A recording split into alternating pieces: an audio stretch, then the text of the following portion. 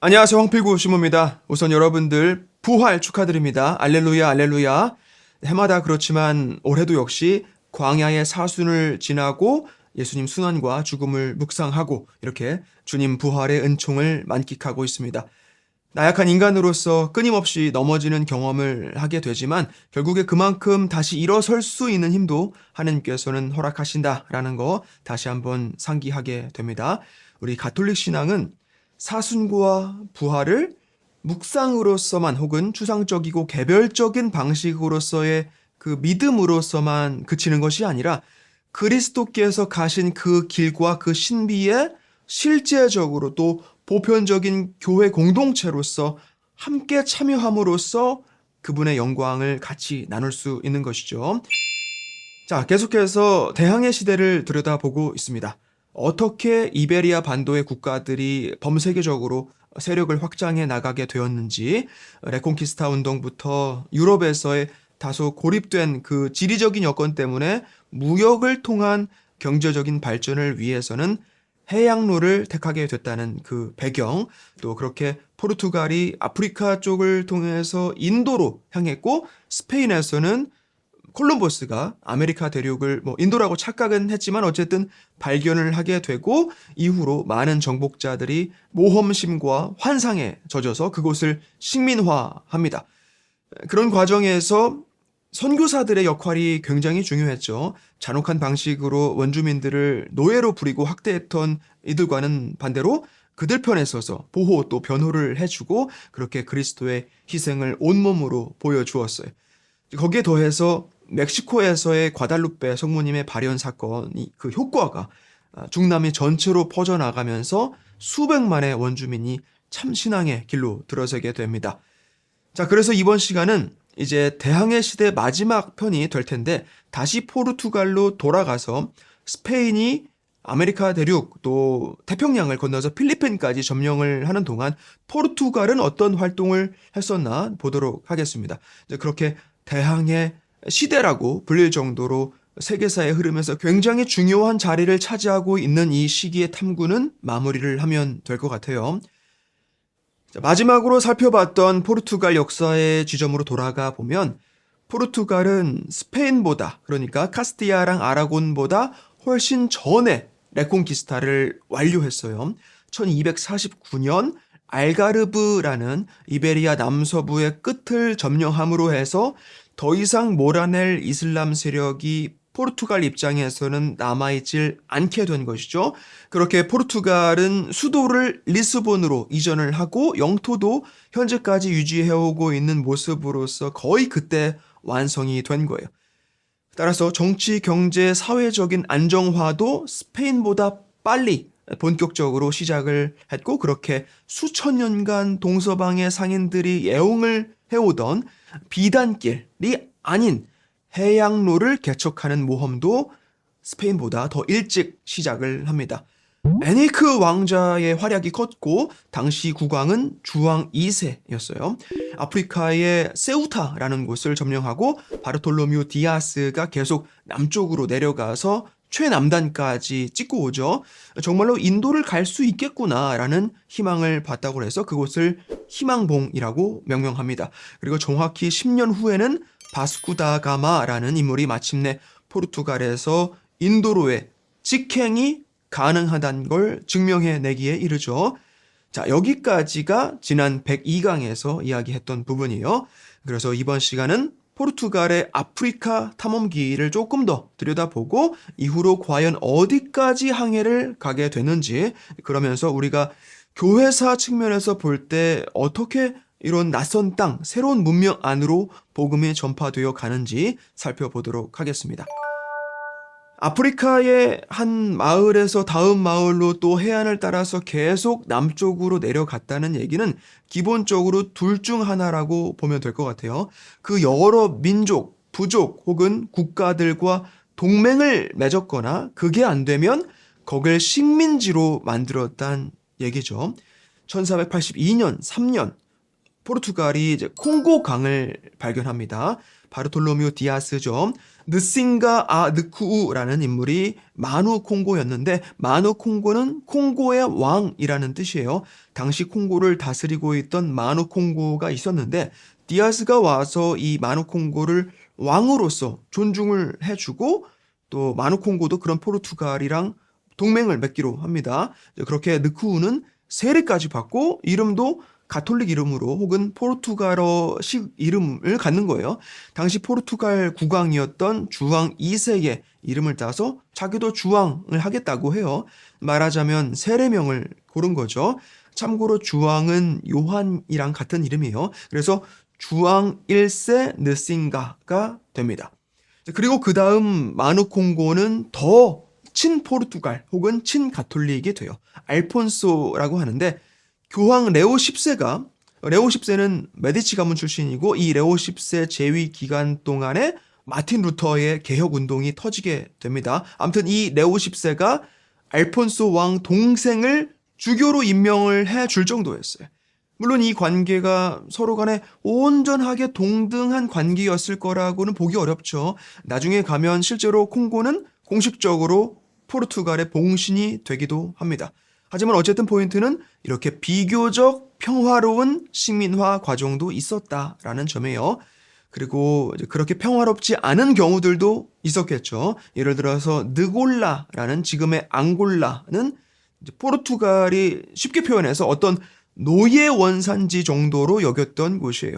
느골라인들을 노예로 잡아가고 또 그곳을 강제로 식민화 시킨 거예요. 그리고 동아프리카 쪽으로 가서는 더 잔인하게 정복 작업이 들어갔어요. 모잠비크라는 곳을 가서 봤더니 거기에 무슬림이 그렇게 많이 살더란 것이죠. 완전히 불폭격을 때려버립니다. 어쨌든 무슬림한테는 악감정이 많이 남아있었던 거겠죠. 그리고 몬바사에 가서도 똑같이 그래요. 이제 그렇게 그곳들 전부를 무력으로 정복하게 됩니다. 하지만 그러면서 선교사들이 들어와서는 선교 활동을 하게도 되죠. 어쨌든 이런 식으로 아프리카 최남단까지 깃발을 꽂은 후에는 이제는 아시아로 눈을 돌리게 되는 거예요. 애초부터 이 모험의 시작은 아시아로 가려던 거였잖아요. 자, 아시아 쪽으로 이제 갈 텐데 그 전에 아메리카로 갔던 것부터 조금 마무리를 하고 가도록 할게요. 아프리카를 탐험하면서도 사실 포르투갈은 계속해서 아시아를 찾고 있었어요. 아메리카 쪽으로는 갈 수가 없죠. 왜 그렇겠어요? 스페인하고 토르데시아스 조약을 한 게 있으니까. 그래서 계속 아프리카 남쪽으로만 내려갔던 겁니다. 그러다가 최남단의 희망봉까지 갔던 것이죠. 그러던 중에 1500년도인데 13척의 배가 아프리카로 향하다가 한 척이 150명 정도를 태우고 있었는데 갑자기 실종이 됩니다. 그 한 척의 배가 난파가 돼서 어디 육지에 결국 도착을 하는데 내려서 보니까 그곳이 바로 지금의 브라질이었던 거예요. 그래서 포르투갈이 브라질을 어떻게 발견했느냐, 작정하고 아메리카를 향했던 게 아니라 한마디로 우연히 갔던 것이더라라는 거예요. 그리고 따져보니까 조약에 명시된 영역을 침범하는 것도 아니었던 것이죠. 그래서 브라질은 지금도 포르투갈어를 쓰고 있는 거예요. 어쨌든 포르투갈 탐험가들도 이제 아메리카 신대륙에 도착을 한 것이고 거기에 돈 될 만한 것이 있나 봤더니 염료용으로 쓰는 브라질 나무가 있는 거예요. 그래서 거기 사람들하고 이제 거래를 트고 교역을 하기로 합니다. 근데 그게 금방 동이 나요. 그래서 또 다른 게 없나 봤더니 사탕수수가 많은 거예요. 환경 자체가 딱인 거죠. 사탕수수가 뭐예요? 설탕의 원료잖아요. 유럽에서는 그런 환경이 아니다 보니까 설탕을 수입을 해서 먹어야 했는데 그래서 설탕이 비쌌단 말이에요. 차라리 꿀이 싸죠. 벌은 어디 가나 있으니까. 근데 사탕수수 재배는 노동력이 보통 많이 필요한 게 아닌 거예요. 그래서 결국은 원주민들을 잡아다가 노예로 삼고 그것도 모자라서 아프리카 노예들까지 수입을 해가지고 투입을 시키기에 이릅니다. 스페인 정복자들이 한 짓이랑 똑같죠. 그래서 이런 일들이 또 포르투갈 본국으로 보고가 돼서 관련자들 처벌도 받고 땅도 돌려주도록 하고 그런 일도 생기게 돼요. 어쨌든 그런 와중에 예수회 선교사들은 복음 선포하는 일에 또 열심히였어요. 원주민들 편에 서서 그들의 보호막 또 목소리가 대신 되어주고 그럽니다. 스페인 악덕 정복자들을 반대하던 그 라스카사스라는 인물 기억하시죠? 그런 훌륭한 인물들이 포르투갈에도 있었던 거예요. 안토니오 베이라라는 신부가 그 중에 하나였고 그래요. 아무튼 포르투갈의 브라질에서의 상황도 스페인 정복과 선교 그 스토리랑 거의 비슷하다고 보시면 될 것 같아요. 자, 그럼 포르투갈의 아시아 탐험기로 가봅시다. 토르데시아스 조약에 의하면 아프리카뿐만 아니라 아시아 전부가 포르투갈의 땅인 거예요. 물론 말도 안 되는 조약이지만 그건 또 다른 문제니까 넘어가고, 어쨌든 인도, 중국, 더 가서 극동의 한반도나 일본까지도 또한 포르투갈이 발견하고 정복만 할 수 있다면 교황청에서는 이미 그에 대해 승인을 한 것이죠. 하지만 포르투갈이 대항해를 시작했던 근본적인 이유는 아시아를 정복하자거나 그런 게 아니었어요. 그저 단순하게 인도나 중국이랑 장사를 하려고 했을 뿐이죠. 향신료, 또 비단 같은 거 직거래를 해보겠다는 거였어요.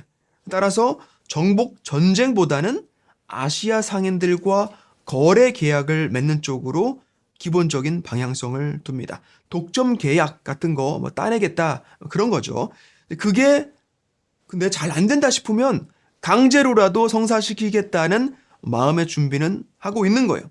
그리고 어쨌든 거래가 맺어지면 다른 나라들이 와서 딴소리를 못하도록 아예 다른 교역로를 막아버립니다. 사방에다가 군대를 배치시키고 그러는 거예요. 예를 들어서 인도의 고아나 스리랑카의 실론 섬에 군대를 주둔시켜서 자기들만 교역을 독점하다시피 합니다. 더 동쪽으로 가서 중국으로 가면 이제 마카오가 대표적인 포르투갈의 아시아 무역 중심지가 돼요. 다른 많은 곳들은 무력으로 점령을 당했는데 마카오 같은 곳은 거의 자발적으로 교역에 대해서 열린 태도를 보입니다.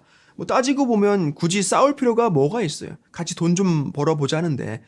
그래서 이런 마카오에서는 수월하게 전쟁 같은 거 없이 본래 목적인 장사에만 몰두할 수가 있었고, 그러면서 선교사들의 유입도 아주 쉽게 이루어질 수가 있었어요. 당시 포르투갈 왕이 주왕 3세인데 그 무렵에 창설된 예수회가 굉장히 열정적으로 활동을 하더란 얘기를 듣게 됩니다. 예수회는 1540년에 승인이 된 수도회예요. 스페인 북쪽 바스크 지역 노yor라라는 곳 출신의, 많이들 아시겠지만 이냐시오라는 인물이 예수님과 함께하는 모임이다라고 해서 콤파니아 데 헤수스, 라틴어로는 소시에타스 예수, 영어로는 제수이트라고 해서 교황께 순명하는 예수회를 창립하게 돼요. 아무튼 주왕 3세가 이렇게 열정적인 예수회에 연락을 해서 선교사를 아시아로 좀 보내달라고 요청을 합니다. 이때 이냐시오가 파견한 인물이 바로 프란시스코 하비에르예요. 프란시스코 하비에르. 1541년에 리스본을 출발해서 이듬해에 인도 고아에 도착을 합니다. 아주 활발하게 선교 활동, 교리 교육, 학교 설립 등을 해 나가고, 그러면서 인도 현지인 제자들을 두면서 같이 다니고 그래요. 굉장히 많은 인도인들한테 세례를 주게 됩니다. 흥미로운 점은 대부분 개종자들이 인도의 하층민이었다라는 거예요. 인도의 고질적인 문제라고 하면 뭐가 있었죠? 카스트 제도, 카스트, 이걸 어떻게 없애는 게 불가능한 거예요. 우리 강의 12강에서 인더스 문명, 인도 역사랑 문화에 대해서 얘기를 이미 했었죠. 이 카스트라는 계급 제도에 의하면 크게 4클래스가 있어요. 가장 윗계급이 브라만, 그 다음이 크샤트리아, 그리고 바이샤, 그리고 마지막으로 수드라, 이렇게 돼요. 사제직이 가장 높고 그 다음에 왕족이나 군인, 밑으로는 서민, 그리고 노예 순으로 내려가는 거예요. 우리 조선시대 양반과 상민 생각하면 비슷하죠. 같이 겸상자체를 못해요. 상상도 할 수 없는 일이에요. 근데 하비에르가 선교를 함에 있어서 이 카스트 제도를 보기에 뭐가 가장 큰 문제냐? 서로 계급이 다른 사람들이 한데 모여서 미사를 못 드리는 거예요. 빵을 함께 나누어 먹는 그 성찬례를 못한다는 것이죠. 겸상 자체를 못하게 되어 있으니까. 그래서 하급 카스트에 속한 사람들은 어떤 신분 상승의 기회 혹은 사회적인 해방의 의미로 가톨릭 가르침의 매력을 느끼게 됩니다. 그리고 고위 카스트에 속한 사람들은 같은 이유로 그리스도교 신앙을 마음에 안 들어하고 또 배척하게 되는 것이죠. 그래서 하비에르를 막 공격도 하고 암살 시도도 하고 그래요. 포르투갈 왕실에서 이런 반대 세력을 막아주기는 하는데 사실 그건 하비에르를 특별히 보호하려고 했다기보다는 결국 교역이 원활하게 이루어지는데 어떤 껄끄러운 요소를 제거하기 위함이었다라고 보여져요. 그리고 1549년 하비에르는 일본에까지 갑니다. 인도뿐만 아니라 근처 지역도 다니면서 선교를 했는데 그러던 중에 일본인 상인들 몇몇을 만나게 되고 교육을 시켜서 세례를 준 거예요. 그렇게 일본으로 또 초대를 받고 가게 됩니다. 거기서 꽤나 환대를 받으면서 여러 일본인들을 개종을 시켜요.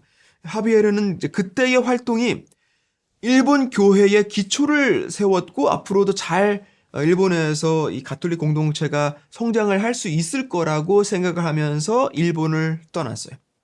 하지만 어떻게 됩니까? 여러분들 사일런스라는 영화 혹시 보셨으면 이미지가 그려지실 텐데 아주 참혹했어요. 하여간 일본은 고문기술 1등이에요. 도요토미 히데요시 정권부터 해서 도쿠가와 이에야스가 창설한 에도 막부까지 가톨릭을 엄청나게 박해합니다. 그 대박해 이후로 일본 교회는 거의 자취를 감춰요. 아예 씨가 말라버린 듯이 몇 세기가 지나는데 에도 막부가 이제 무너진 후에나 아주 나중에 개신교 선교사들이 나가사키랑 주변에서 그동안 숨어서 명맥을 이어오던 그리스도인들을 만나게 됩니다. 약 10만 명 정도가 신앙생활을 사제도 없이 하고 있었대요. 그 무시무시한 박해에도 불구하고 끝까지 믿음을 지켰고 또 대대로 이어왔던 것이죠. 엄청난 거예요. 주교도 없이 사제도 없이. 이 사람들을 가쿠레 키리시탄이라고 불렀어요. 가쿠레 키리시탄. 가쿠레는 숨어있는 이란 뜻이고 키리시탄은 크리스찬이겠죠. 숨어서 활동하던 그리스도인. 아주 오랜 시간 고립이 된 채로 바티칸이랑의 어떤 교류도 없이 교류는커녕 사제도 없이 신앙생활을 하다 보니 신학이나 전통이 다소 변질이 될 수밖에 없었겠죠. 이후에 가톨릭으로 복귀를 한 이들도 있었고 그렇지 않은 이들은 그냥 그대로 남아서 자신들만의 신념을 고수하다가 거의 사라지다시피 하게 됩니다. 어쨌든 이 무렵 일본은 명나라 사람들도 스페인 그리고 특히 포르투갈 상인들하고 무역을 활발하게 하고 있었어요. 남만무역 혹은 남반무역이라고 해요. 학교 역사 수업 시간에 배우셨을 거예요. 일본과 남만인 혹은 남반인들과의 무역이라는 얘기죠. 남만은 남쪽의 오랑캐라는 뜻인데 일본 입장에서는 보편적으로 서양인을 통칭하는 표현으로 쓰였어요. 마카오가 그 거점이 돼서 포르투갈, 중국, 일본 간의 무역이 아주 성행하게 됩니다. 중국 특산품은 주로 생사라고 하는 비단실이고 일본에서는 은을 가져와요. 왜 은이라고 부르죠. 근데 얼마 안 가서 중국은 해금 정책을 펴면서 다른 나라들과의 무역을 중단하기로 해요. 해외로부터의 어떤 영향받는 걸 금한다라고 해서 해금 정책인데 우리가 잘 아는 쇄국 정책하고 비슷하다고 보시면 돼요. 여러 가지 이유가 있었겠지만 넘어갑시다. 어쨌든 그래도 일본은 계속해서 교류를 이어가요. 포르투갈이 일본에 가져온 교역품은 여러 가지가 있는데 그 중에 중요한 게 먹는 빵이란 단어도 애초에 포르투갈어에서 온 거예요. 어쨌든 한반도보다는 빵을 일찍 경험하고 배워서 그런지 일본도 그렇고 중국도 빵을 잘 만들어요. 일본이 디저트도 굉장히 잘하죠. 그리고 마카오도 딴 얘기가 될 수도 있지만 포르투갈의 영향을 많이 받아서 저는 아직 못 가봤는데 마카오를 사람들이 마카오를 카지노가 유명하기로만 알지만 저는 마카오 하면 에그타르트가 가장 먼저 생각이 나요. 무슨 얘기냐? 포르투갈 대항해 시대 초기 국왕이 주왕 2세 또 주왕 3세까지 언급을 했는데 그 둘 사이에 마누엘 1세가 있었어요. 아프리카부터 아시아까지 교역을 활발하게 하면서 또 포르투갈이 돈을 엄청 벌지 않습니까? 근데 그 과정에서 노예 매매도 하고 무력으로 이곳저곳을 정복도 하고 했다는 것은 또 부정할 수 없는 악행이었단 말이에요. 그렇게 돈 많이 번 사람들이 꼭 고향으로 돌아와서는 속죄의 의미로 교회에 기부를 잔뜩 합니다. 성전을 짓고 예술가들 불러다가 성화나 성상 같은 거 만들고 어디 수도원에 기부도 하고 그러는 거예요. 이때 그렇게 많은 예산을 굴릴 수 있게 되면서 화려한 건축도 동시에 발전을 하는데 이 독특한 양식을 마누엘 양식이라고 해요. 대표적으로 리스본에 성 예로니모 수도원이 있어요. 돈이 있으니까 이런 것도 사실 만들 수가 있는 거예요. 발견 기념비 바로 건너편에 있는데 이곳과 관련된 아주 유명한 먹거리가 있어요. 보통 우리가 알고 있는 에그타르트라는 건데 포르투갈에서는 나따라고 불러요. 나따. 옛날 수도원에서는 수도복을 빳빳하게 다림질하기 위해서 계란 흰자를 썼다고 해요. 그래서 노른자만 따로 이렇게 많이 남게 됐는데 이걸 버리긴 뭐하고 해서 어떻게 뭘 만들어 먹을까 하다가 개발된 게 바로 이 나따라는 일종의 빵 혹은 디저트예요. 이 수도원이 나중에 문을 닫게 되면서 어느 집에 레시피를 넘겨줬는데 이 집이 이 에그타르트를 파는 가게로 원조집이 되는 것이죠. 이제 가서 먹어본 사람들만 아시겠지만 우리가 동네 빵집 혹은 네노라 하는 유명한 체인 제과점에서 만들어 파는 그런 에그타르트랑은 그냥 차원이 달라요. 저도 처음에 가서 카푸치노 한 잔이랑 한 개만 시키면 또 후회한다는 얘기를 들어가지고 한 3개 정도 시켜봤는데 순삭이 입에서 그냥 녹아요. 너무 맛있어요. 그때 제가 산티아고 포르투갈 길을 걸으려고 갔던 건데 순례길 걸으면서 아침마다 나따 2개씩 맨날 먹었어요. 너무 맛있어서. 이제 또 올 여름에 제가 세계 청년 대회가 있어서 또 리스본에 가게 되지 않습니까? 가자마자 한 5개 먹을 거예요. 맛있어요. 아무튼 이 나따 에그타르트가 마카오에 가면 있다고 해요. 파리바게트에서 파는 그런 거 말고 진짜 나따가 마카오에 가면 있다고 합니다. 자, 이게 다 포르투갈의 그 교류랑 어떤 연관이 있다고 봐야겠죠. 자, 그리고 튀김법, 튀김. 이전까지 일본에서는 튀김 요리가 그렇게 발달하지는 않았었대요. 근데 하비에르가 일본에 있으면서 사순 시기에 고기를 못 먹으니까 고기 대신에 생선이나 야채를 먹었는데 튀김으로 즐겨 먹더라라는 것이죠. 그러니까 튀김은 주로 특정한 기간 동안 이용했던 조리법이었던 거예요. 영어로 하면 temporarily 먹었던, 그러니까 한동안 먹었던 거, 포르투갈어로 하면 템푸라가 되고 그걸 일본 사람들은 덴뿌라라고 발음해서 부르게 됩니다. 계속 먹는 거 얘기만 했는데 먹는 것도 좋지만 또 주목할 만한 것이 바로 조총이에요. 조총. 스페인도 화기가 있어서 아메리카 원주민 부족들을 쉽게 정복할 수가 있었죠. 일본도 화약을 이용한 무기를 가지고는 있었지만 포르투갈인들이 쓰던 조총은 차원이 다른 화기였어요. 긴 자루 형태의 그 총에 화약을 넣고 총알을 장전해서 불을 붙이면 발사를 하게 됩니다. 정확도나 휴대성 또 모든 면에서 일본인들 눈에는 획기적이었던 거예요. 포르투갈 선원들한테서 한 자루를 얻어가지고 그걸 완전 분해를 하고 연구를 합니다. 그래서 대량 생산을 해요. 그 조총을 일본 사람들은 남만대포라고 불렀어요. 남만대포. 오다 노부나가라는 센고쿠 시대 말기 최고 권력자가 이 대포를 처음으로 전투에 사용을 합니다. 이전까지는 사무라이 시대였으니까 칼이나 창을 들고 싸웠던 것이죠. 이 오다 노부나가가 나중에 발굴해서 키워준 인물이 바로 도요토미 히데요시예요. 전국 시대를 평정하고 전 일본 열도를 통일한 업적으로 추앙을 받죠. 바로 남만인의 대포가 있었기 때문에 가능했던 일이에요. 그리고는 한반도를 침공해 옵니다. 임진왜란이죠. 원인이야 뭐 여러 설이 있지만 우리가 이 시간에 임진왜란 얘기까지 깊게 들어갈 건 없을 것 같아요.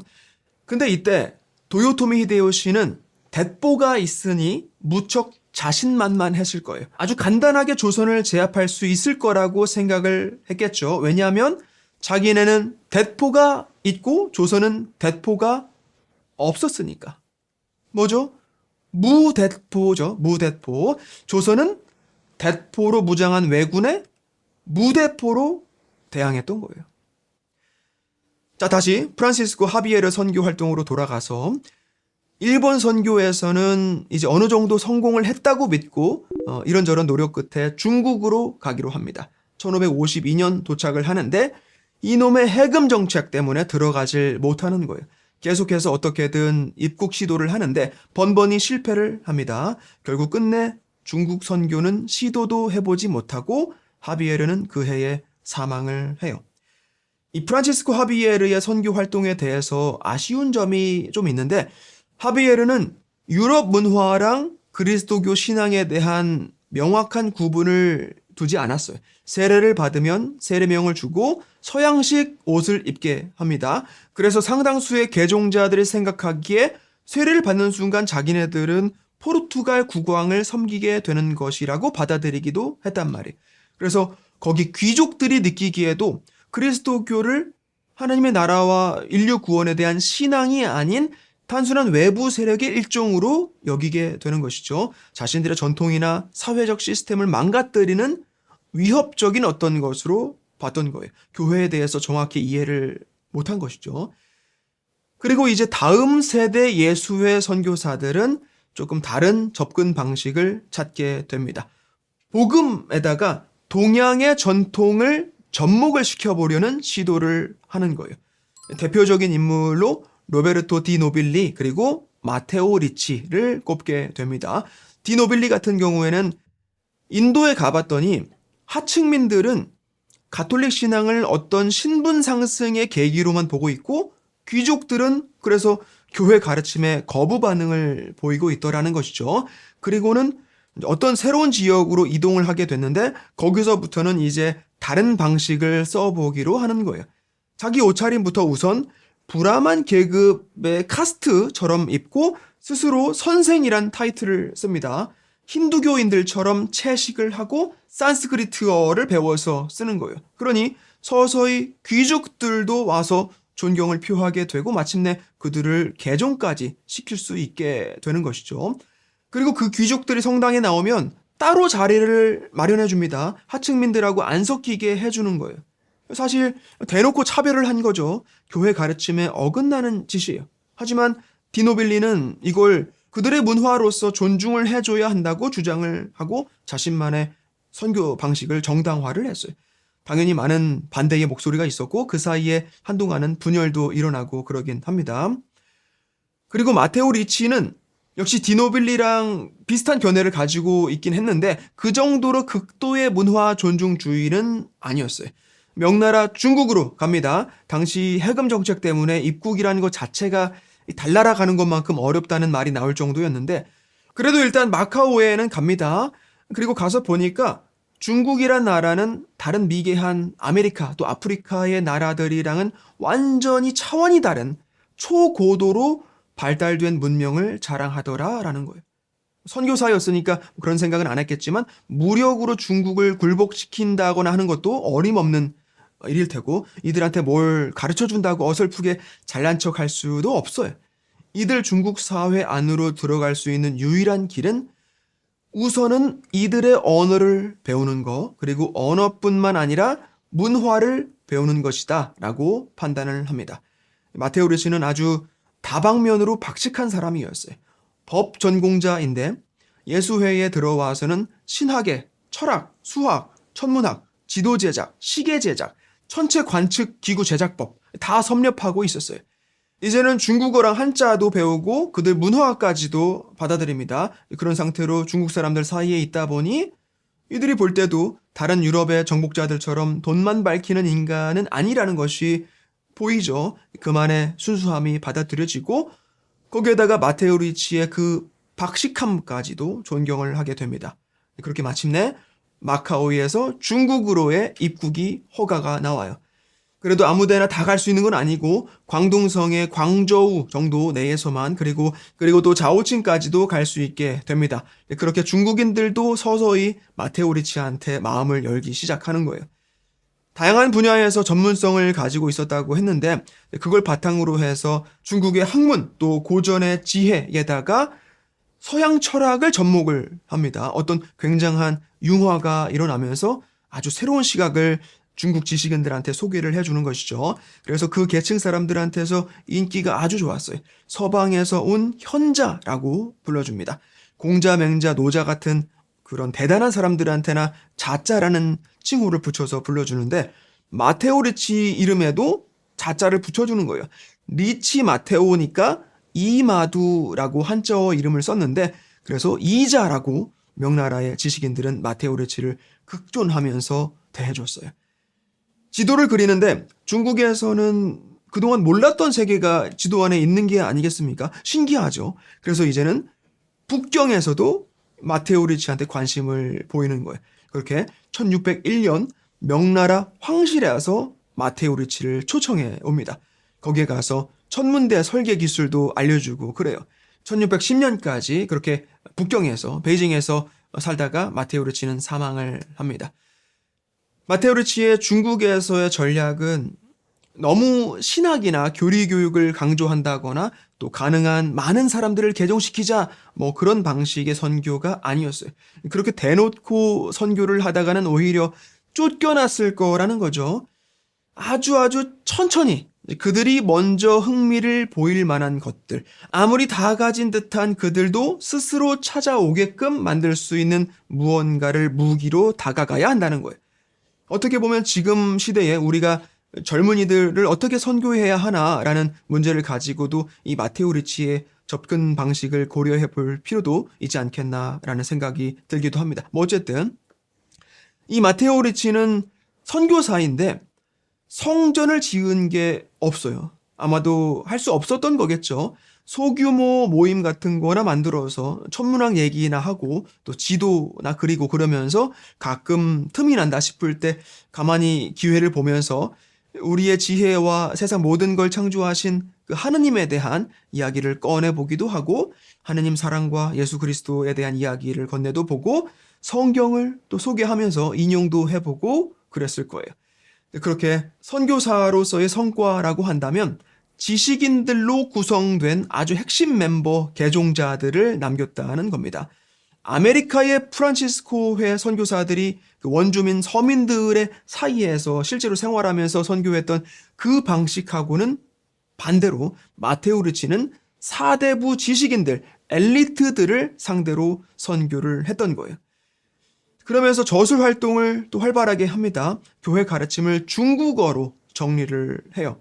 천주시리, 또 교우론 뭐 그런 저서들이 대표로 있죠. 나중에 이것들이 조선에도 전파가 됩니다. 하느님이라고 우리가 부르는 테오를 천주라고 천주 그러니까 하늘의 주인이라고 뭐 완벽하지는 않지만 그렇다고 달리 적당한 표현도 딱히 없기 때문에 동양 사상에 가장 적합한 의역으로서 천주라는 단어로 번역한 인물도 바로 이 마테오 리치예요.